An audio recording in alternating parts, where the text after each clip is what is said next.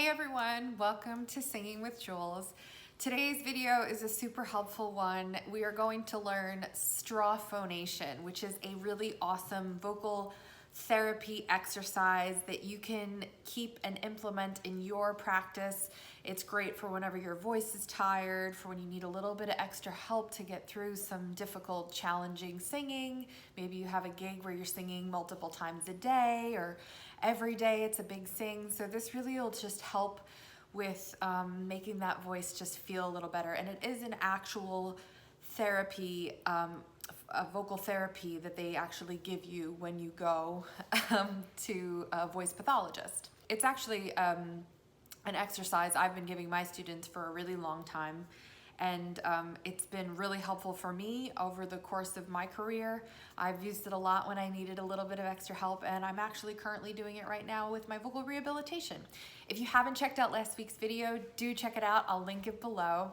It's all about my vocal rehabilitation, and I took a visit to MUSC and saw a speech and voice pathologist. We actually got a video laryngostroboscopy, which is a very long and fancy way of saying they put a camera down my throat and looked at my vocal cords.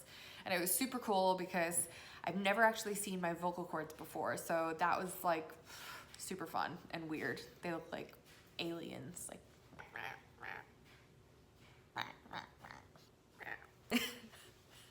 So today's video, we are going to do a vocal rehabilitation exercise called straw phonation.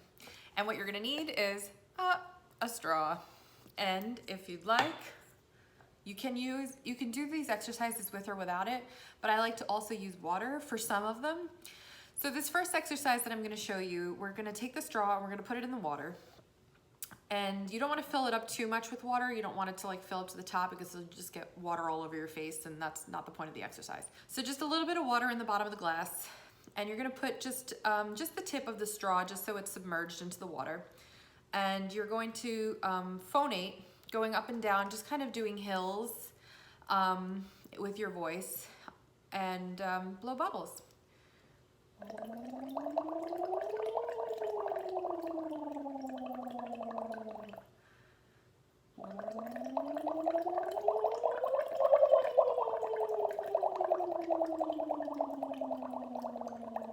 So the idea with this is like you don't want the bubbles to just go crazy and just start all over the place.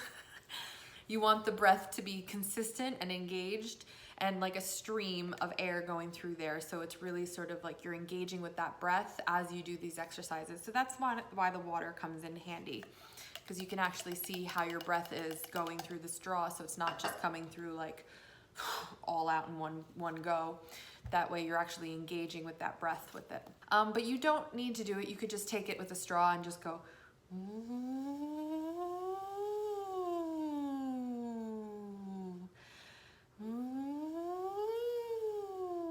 And that's fine too. So another exercise that we're gonna do is we're gonna take the straw and on an ah, so ah, and we're gonna go up fifths. So ah, but we're gonna do that through the straw.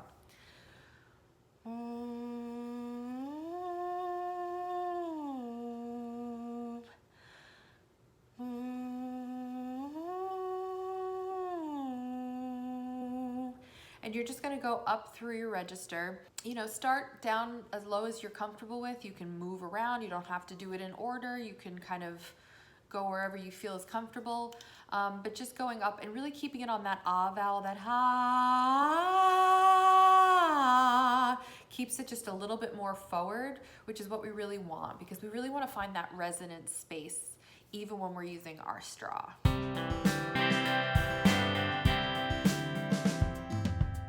So some tips for doing this is we want to make sure that no air is escaping from around your mouth or out of your nose when you're doing it. So it should be going through just the straw and just the straw only. Another trick to make sure you're doing it the right way is if you plug your nose,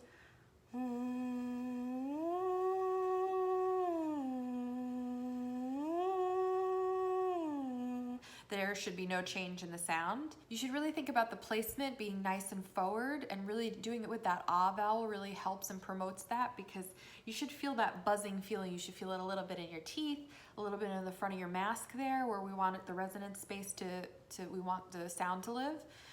So you really should feel that placement be nice and lifted, and that buzzing sensation in your mask. Also, don't think about making the sound a small sound. It should just be a normal, healthy produced sound. It's going to sound small because it's coming out of your straw, but don't actively be thinking about making a small noise. You should just make a normal vocal production, like as if you were singing normally, well produced, and engaging with that breath. It's so important to always engage with that breath, because if we're not, we're really not giving the chords and the support to our entire apparatus that we need to. So really engaging those abdominals, and really engaging that diaphragmatic sort of breathing apparatus down there.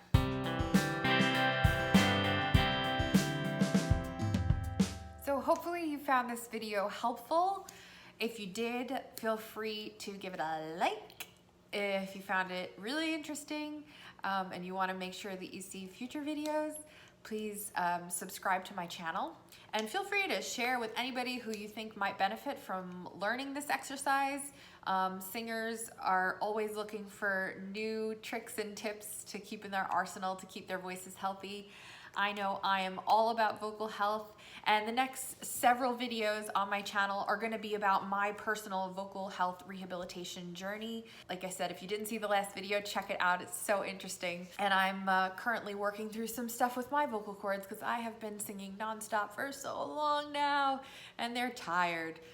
So because I'm super mindful of the fact that I want to keep my voice as healthy as possible, I want to share all of my tips and all of the things that I know and have learned and am learning with you.